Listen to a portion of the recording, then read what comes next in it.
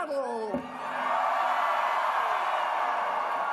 Wow, I think Seattle is ready for some big structural change. And before we get started, I've got a word tonight for Nevada. Thank you for keeping me in the fight.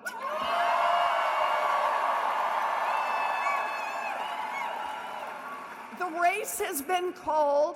Bernie has won. Congratulations, Bernie. Come on. But I want to tell you something else that's going on. Since Wednesday night,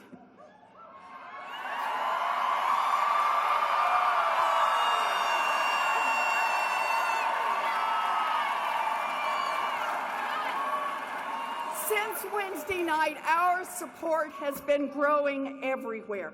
Since I stepped on that stage, a 250,000 people have gone to elizabethwarren.com and pitched in their $25. In 3 days, people have contributed $9 million to this campaign. This fight is our fight. So join them. Go to elizabethwarren.com, be part of this fight. That's how we're going to get this done. We have a lot of states to go, and right now I can feel the momentum. So let's stay in this fight. You know, because I'm here in Washington, I want to talk specifically for just a minute at the top about a threat that is coming our way. And it's a big threat, not a tall one, but a big one. Michael Bloomberg. Now this is important to pay attention to now, because he has skipped the first 4 states and he plans to come in on Super Tuesday and immediately afterwards here in Washington, drop hundreds of millions of dollars and buy this election. He argues that he is the safest bet to beat Donald Trump. He's not safe, he's just rich. And here's the problem. He's hiding his taxes. He doesn't want you to see them until after the election. Who knows what lurks there? He has a history now of harassing women and of gender discrimination, and he has defended racist policies like redlining and stop and frisk. So let's think about that. Billionaire who hides his taxes, has a bad history with women, and defends racist policies. Let me just put it this way. We're not substituting one arrogant billionaire for another in 2020.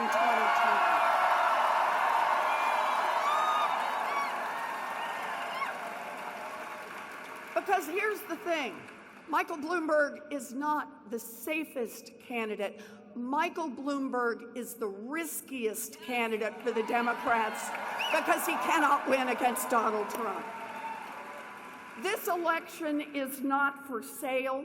We are going to make this election about democracy, about you. That's what this is about.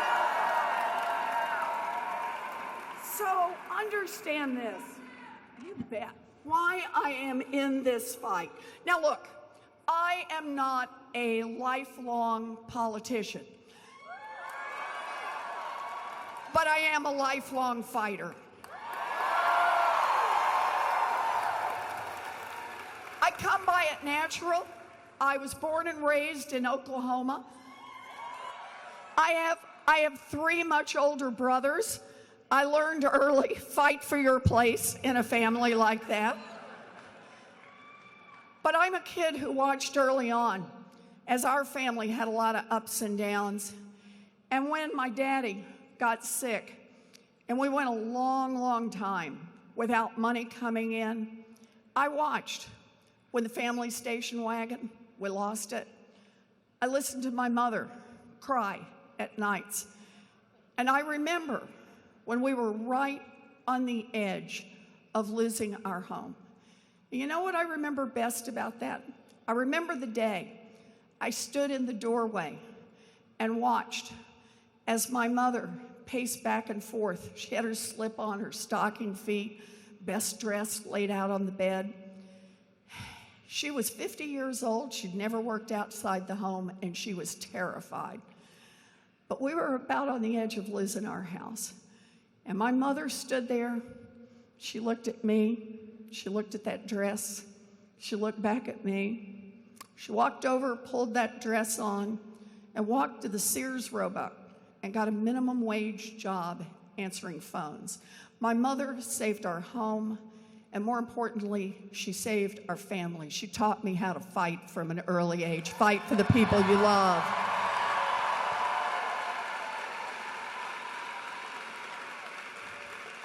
And when I wanted to be a school teacher, and my family didn't have the money for a college application, when it looked like there was no chance on earth, I want you to know, I got in there and fought for it. I got to be a special education teacher. I've lived my dream job.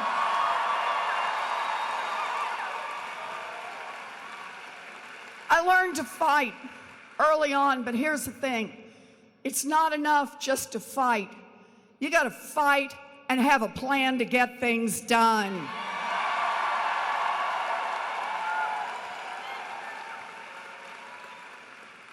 When the financial crash hit, you remember the one that Michael Bloomberg blamed on African Americans and Latinos.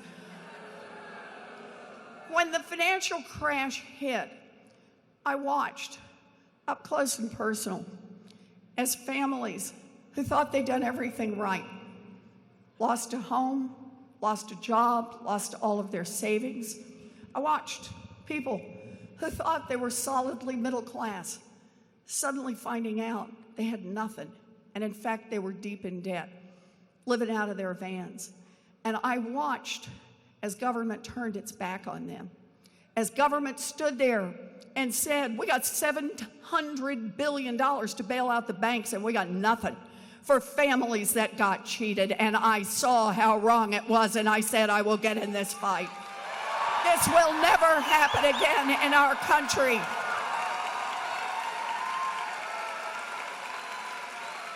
And I don't care who I have to fight to get there.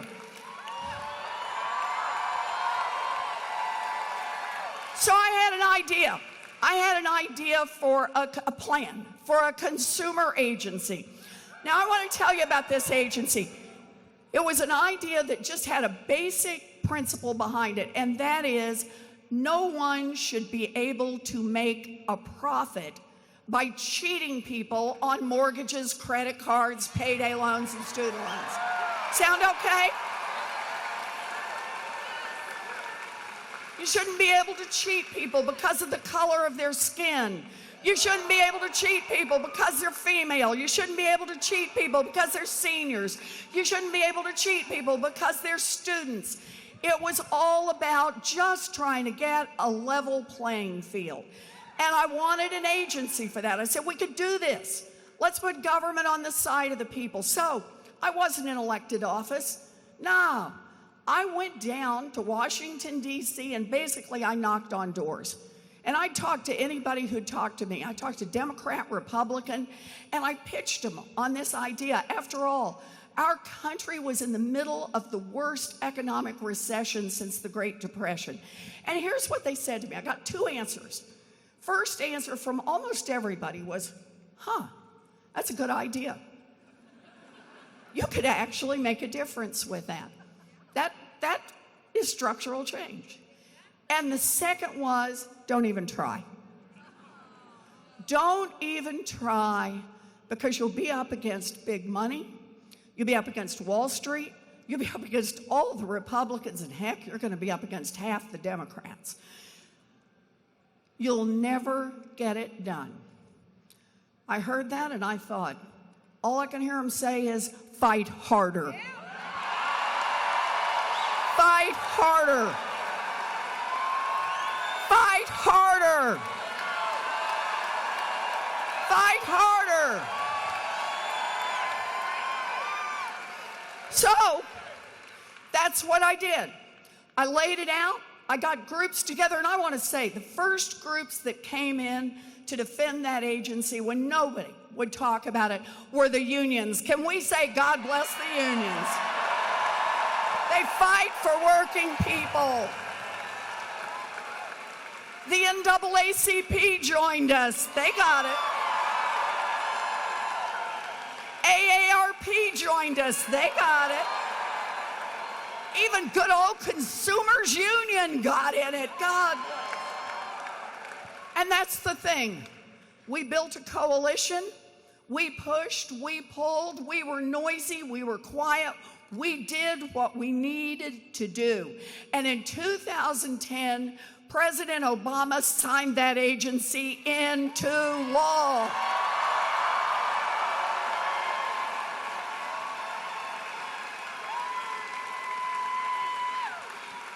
The banks said it would never get done. At one point, they were spending $1 million a day lobbying against them. But here's the thing, just a bunch of people getting organized, having a plan. We beat the banks and we won.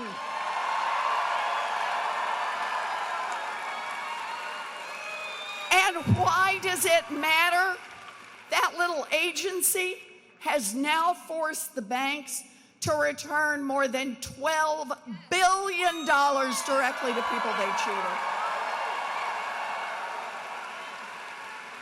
So I learned 2 lessons from that in Washington, not being a politician. The first one I learned is you don't get what you don't fight for. And the second is we can make government work for the people. We can do this. So yeah, I am a fighter, but I am a fighter who gets things done. And right now, we got a lot that we need to get done. It is time for a wealth tax in America.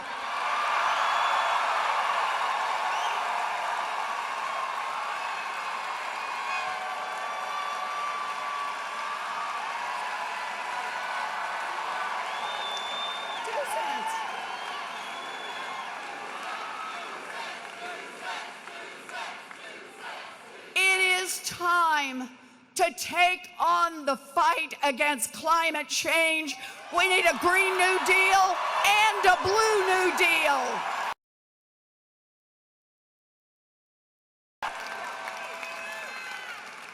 It is time to take on gun violence in this country.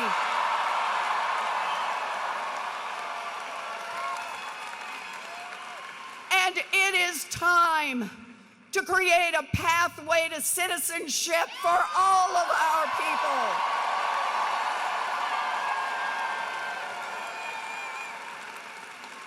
These are fundamental values that all progressives support. But the question has to be not just what we fight for, but what is our plan to get it done? There's no magic wand here. This is going to be about hard work, but it's also going to be about having a strategy. About differences between Bernie and me, I want to point out one big one, and that is you want to get something done. Bernie says we're going to keep the filibuster. I say Mitch McConnell is not going to get a veto over what we want to do.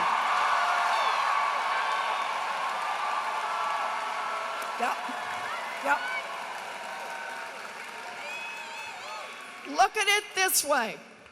If we keep the filibuster, everything we need to get done has to pass a 60-vote threshold.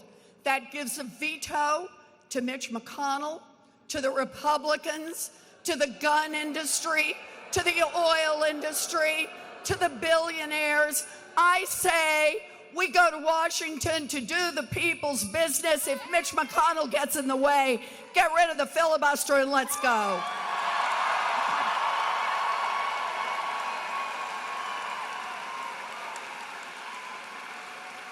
Because understand this, I'm not in this fight to talk about change.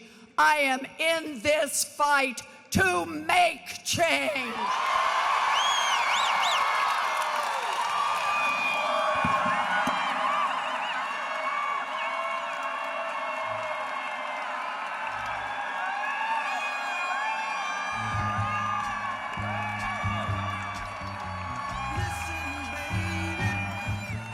Let's do some questions. We got some folks who have questions.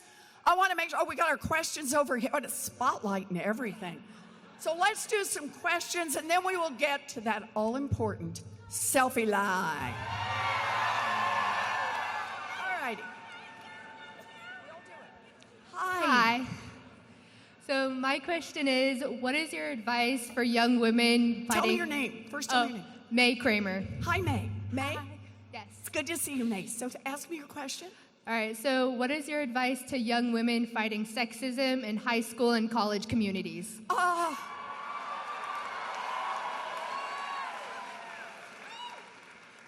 To persist. You know, here's the thing, May. I know it's hard out there.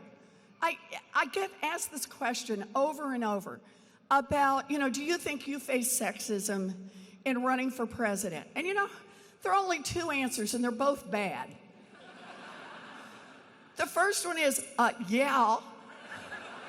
In which case everybody says, oh, whiner.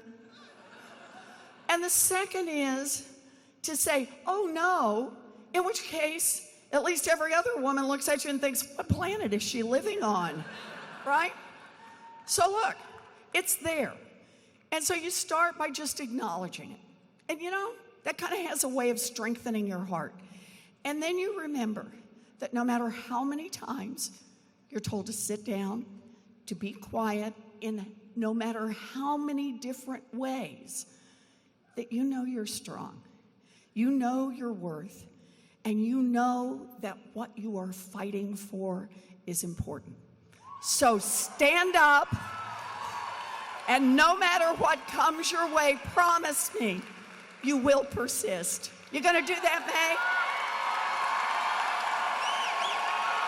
You're gonna do this. That's great. All righty. Who we got next? Hi, I'm Rena. Rena? Rena, yeah. Rena, it's good to see you. Good to see you too. So we've seen a lot of aggression and hate and hostility towards immigrants, especially under the Trump administration. So my question to you is, how are you going to fix the situation at the border and just combat the unwarranted aggression that we've seen from ICE agents towards immigrant families? Okay, that's a great question. Thank you. So let's just start. I always think it's good on these to start with a statement of our values.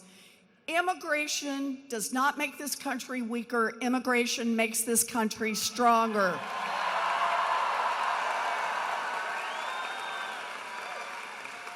We need to expand legal immigration. We need a pathway to citizenship, not just for dreamers. We need a pathway to citizenship for the 11 million people who are here, who are our friends, our neighbors, who are working. These are our people. But keep in mind, there's a reason that much of this has been stirred up lately. And that is, Donald Trump has a strategy. His strategy is hate. It's to turn people against people in this country. Turn white against black and brown. Turn straight against gay and trans, particularly against trans. Turn Christians against Muslims. Turn everyone against immigrants. Because what Donald Trump hopes is that if we're spending our time fighting each other, no one will notice that he and his corrupt family and his corrupt buddies are stealing the wealth and dignity of this country.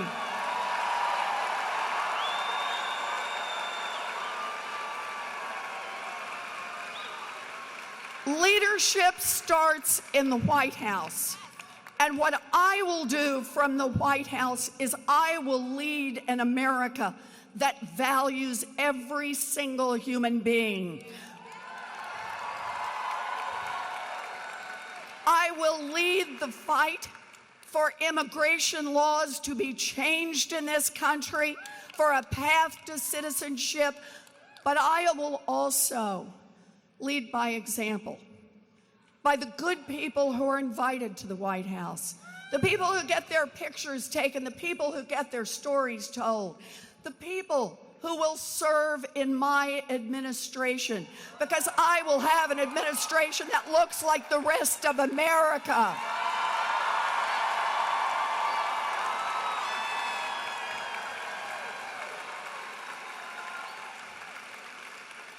I believe in the worth of every single human being. And as your president, I will lift up the voices of those who have been left behind. I will make us a stronger nation.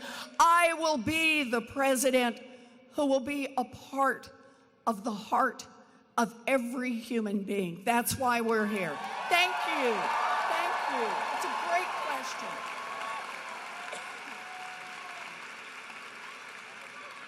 Hi. Hi.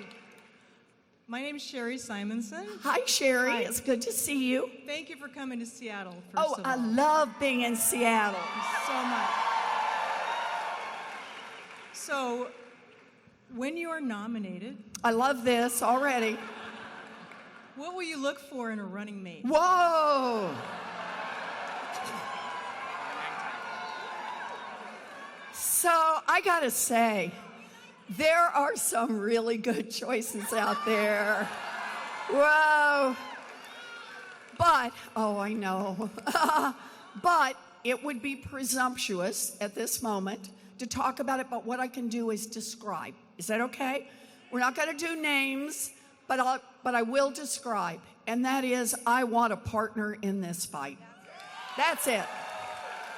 I'm not looking for political balance or this part of the country or that part of the country. Look, we're in a fight. And this is tough. Look where we are on climate. You know, the thing that scares me the most is every time the scientists go back and collect more data, the problem is worse than we thought it was, and we have less time than we thought we did. We've got to be in these fights all the way. Our children can't put off their pre-K for another 3 or 4 more years. We got to be in the fight to deliver first-rate early childhood education for our babies age 0 to 5. The urgency of the moment is upon us. So what I want is I want a vice president who's going to be there, shoulder to shoulder with me, someone who believes and someone who is willing to fight. And while I'm at it, because I think you have a right to see this, I'm not only thinking about vice president, I just want to mention a couple of others. I will have a secretary of education who has been a public school teacher.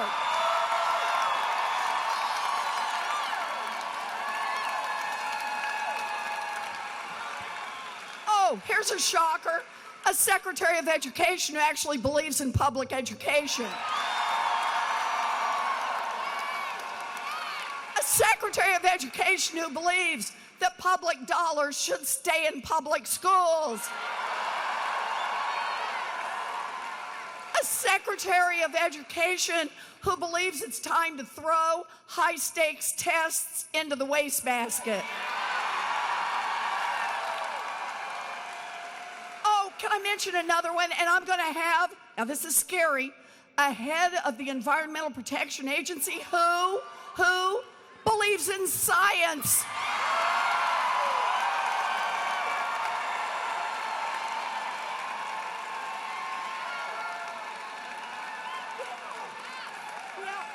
I'm going to have, it's time to cut our defense budget. Can I just be clear on this?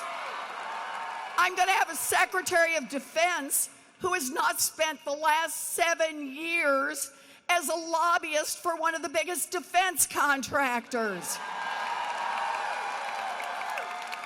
Okay, I'll just mention one more. I could do these all night long. But you're getting the drift here. I'm going to mention one more. And I will have an attorney general who believes in the rule of law.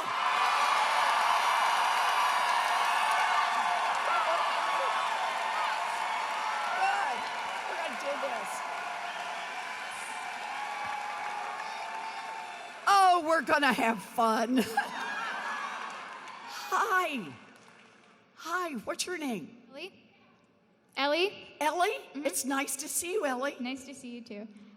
So when I was reading your plan about climate change, I noticed that you want to make the U.S. almost entirely energy efficient, and I was wondering what you want to implement to create the U.S., make the U.S. very energy efficient. Okay, great question. So let's start with this. Climate change threatens every living thing on this planet. We have to acknowledge that up front, and we have to understand the urgency of the moment. This is no longer your climate plan versus my climate plan. This is, we got to start moving on the climate front, and we got to move in a lot of directions at once. So let me mention just a few to get us started. And I'm glad you've looked at elizabethwarren.com and seen the climate plan. You know it goes on a lot and a lot and a lot, right? So good for you. I want to start with the fact, yes, we need a Green New Deal. It is not enough. We also need a Blue New Deal. Our oceans, we must protect our oceans. I think of how we're going to approach climate this way. As I said earlier, I believe in science. I want to make a tenfold increase in our investment in basic science, applied science. We're going to have to innovate our way out of this problem. Now, it's a big investment of resources, but here's the good news. There's an estimated $27 trillion worldwide market coming up for green energy, cleaning up the air, getting carbon out of the air, out of the water, desalinization, and much of what is needed has not yet been invented. So here's the big bet I want to place. We make a big investment in science, and then we say, you can build whatever comes out of that science, but you got to build it here in the United States and create those manufacturing jobs here. Millions of jobs, good union jobs, right here in America. Second part I want to mention around climate. We cannot talk about climate change without also talking about climate justice.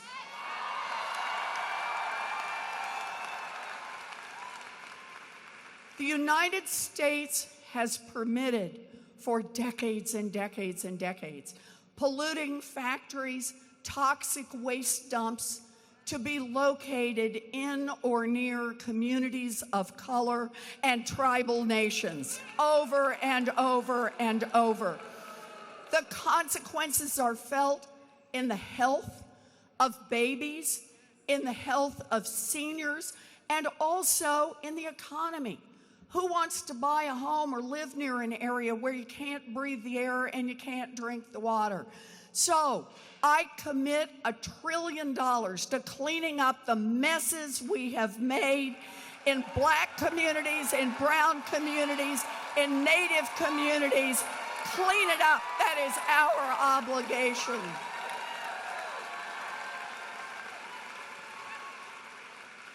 This is the fight we must have, but understand this. It goes back to the point I made earlier, and I just want to tie it in. Think about this. We've known about climate change now for decades. They called it global warming 30 years ago, but they had the science. They knew basically what was happening. So why didn't we make change? And the answer is corruption in Washington, D.C. And I got a plan for that.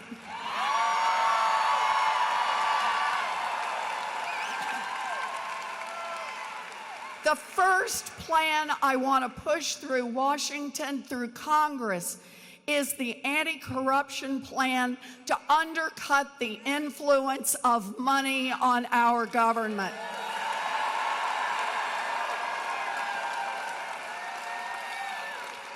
I'll just give you a taste of what this plan is about. This plan is so terrific. It's huge because the influence of money is huge. But let me just give you a little taste of it. Part 1, end lobbying as we know it. Part 2, block the revolving door between Washington and Wall Street. And part 3, you really want to hose some corruption out of Washington? Make every single person who wants to run for federal office put their tax returns online. We want to make real change on climate. We want to fight the existential threat. Then we need to fight the corruption, and we need to get rid of the filibuster. That's what it's going to take. Thank you. We're going to do this. We got to do this for Ellie. All right.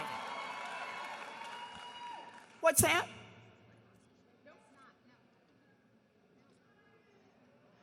Yes. We're playing with microphone over there. Yeah. We need another mic. I love you too.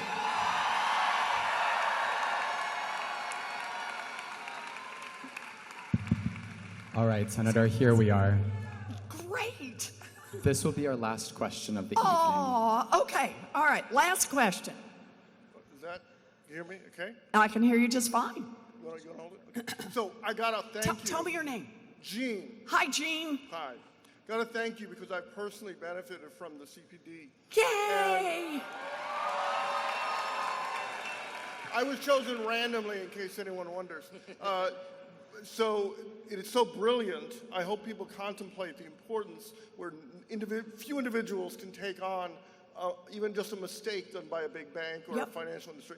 I believe the financial industry is important to the economy, but yet everyone knows you can't have competition in sports if you don't have referees and rules. And no individual can take such a big, so I've benefited from that. So I'm so glad. Good.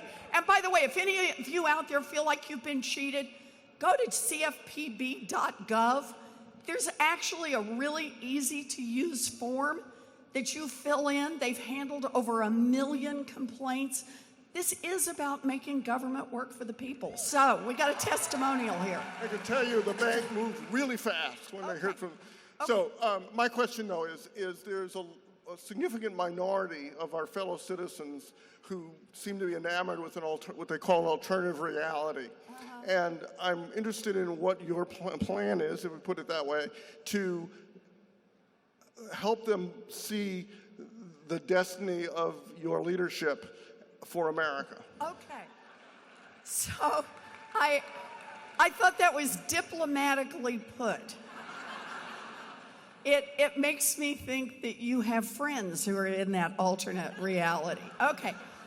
So I tell you what, let me just go back. Remember how I mentioned I have 3 older brothers? Yeah, all 3 of my brothers are back in Oklahoma. They all went off, they joined the military. Now they're retired, they're all back in Oklahoma. One is a Democrat. Do the math. Right? 2 Republicans, 2 Democrats. And here's the thing. I love all 3 of my brothers. We can do our Democratic Republican talking points. We know exactly what they are, right? And 2 of them can just go at it, and then the other one and I can go back at it. And we can do that across America. We do it on television all the time, right? Do it on the radio all the time. Do it on podcasts all the time. We do this all the time. But here's the thing. If you shake that up a little bit and say, let's ask some different questions. I start with how it feels when you know that last year, Amazon, and hold on, Eli Lilly, Halliburton, reported billions of dollars in profits and paid 0 in taxes. That's pretty much what my brothers say too. And that's true whether they're Democrats or Republicans. Because they say, wait a minute, somebody's got to pay to keep the roads paved. Somebody's got to pay. to keep the defense. Somebody's got to pay, and they pay their taxes. They kind of think that rich people and giant corporations ought to be paying their taxes too. So I start there by saying, I was talking about that anti-corruption plan a few minutes ago. The issue of corruption is not just a progressive Democratic issue. It's an issue all Democrats care about, independents care about, and Republicans care about. We run on anti-corruption, we start pulling people together. We get that anti-corruption plan passed, it's good for everybody. Now let me pitch you on one more. That 2-cent wealth tax, who's ready for a 2-cent wealth tax? 2 cents. 2 cents. But here's the fun part. Democrats like a 2-cent wealth tax, and Republicans, a majority of Republicans like a 2-cent wealth tax. Because again, they get it. They're getting the short end of the stick. And here's the deal. We use that 2-cent wealth tax to cancel student loan debt for 43 million Americans.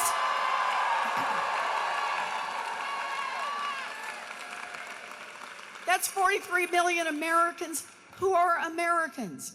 It doesn't matter whether they're Democrats or Republicans or independents or libertarians or vegetarians. They're people who get some relief on their debt and get a chance in this life to be able to move out of their mom's house, to be able to save up money for a home, to be able to start a small business, to be able to get a foothold in America's economy. Good for Democrats, good for Republicans. We all pull together on this. And one more I want to mention on this, and that is, after a lifetime of hard work, people are entitled to retire with some dignity, and that means protecting Social Security.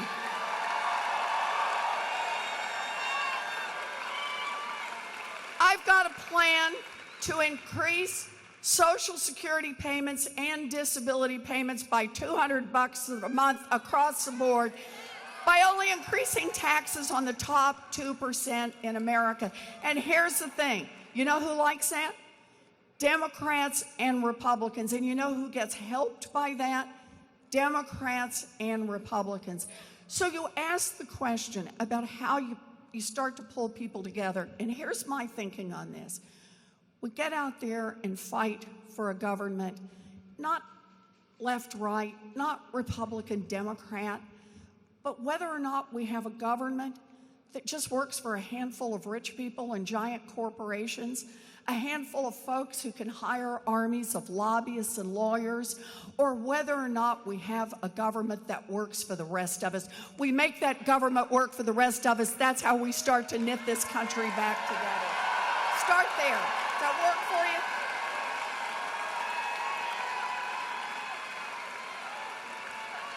So you guys have been fabulous. I want to thank you. I also want to say I brought family here with me tonight. They'll be working the line. I brought my sweet husband, Bruce, and my son, Alex. Stand up, guys.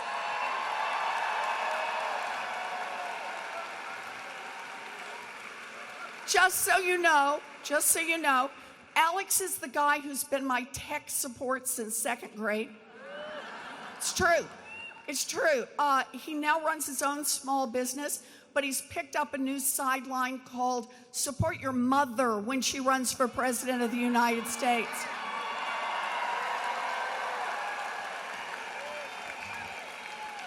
And also, so you know, Bruce is not the reason that I dropped out of school and got married at 19. Bruce came along in season 2. And I love him every day for it. Thank you. So, it is so good to be here with all of you. I just want to say a word. I love you too. I want to say a word as we close up here because this is such an important moment for us to be together. We've now had 3 years of Donald Trump. But it's beyond that. People are scared. People are afraid. They are afraid for their families.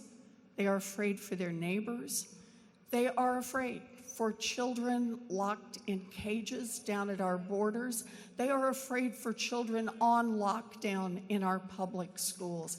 They are afraid for women, afraid for people of color, afraid for LGBTQ people, afraid for trans people, all of whose rights will be up for grabs in this United States Supreme Court. They are afraid for our country, and they are afraid for our planet. And the danger is real. Our democracy hangs in the balance, and you have a decision to make. When there is fear, when there is so much at risk, do we back up? Do we cower, or do we fight back? Me, I'm fighting back. I'm fighting back. Fighting back. Fighting back. Fighting back. Fighting back. Fighting is an act of patriotism.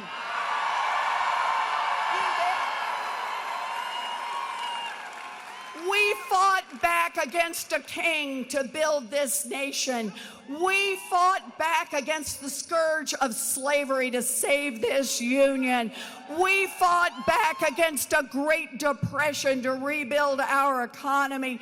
And we fought back against the rise of fascism to protect our democracy. Americans are at their best when we see a problem and we fight back.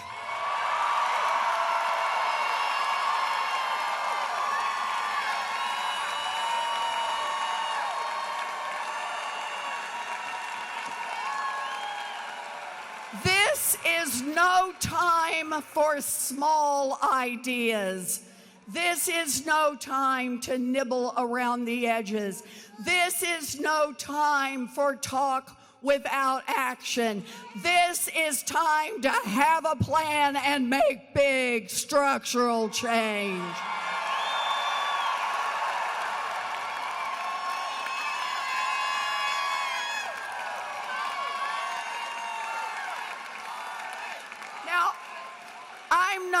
I'm not running a campaign that has been carefully crafted by consultants.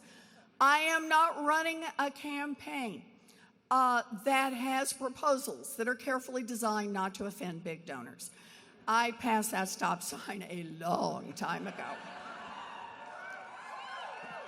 I am running a campaign based on a lifetime of fighting for working families. I am running a campaign from the heart because I believe in you, and I believe in the America that we can build together. I believe in the America where every single person has value, the America where every single child is worth investing in, and the America where people, not money, is the most important part of our democracy.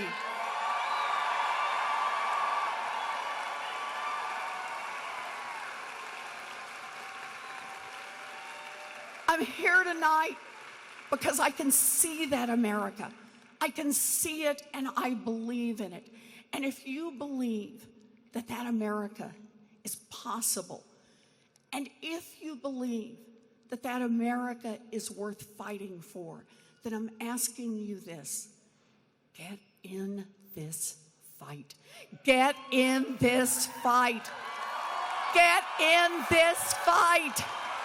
Get in this fight.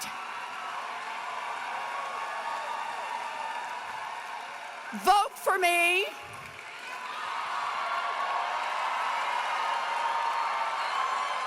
Go to ElizabethWarren.com and pitch in some money, volunteer some time, but get in this fight, because understand this: 2020 is the moment in history that you have been called to. The moment in history that will not determine the next 4 years or the next 8 years, but will determine the direction of this country and this earth for generations to come. This moment in history has come to you. This is the moment to choose courage over fear. The moment to choose hope. The moment to dream big, fight hard.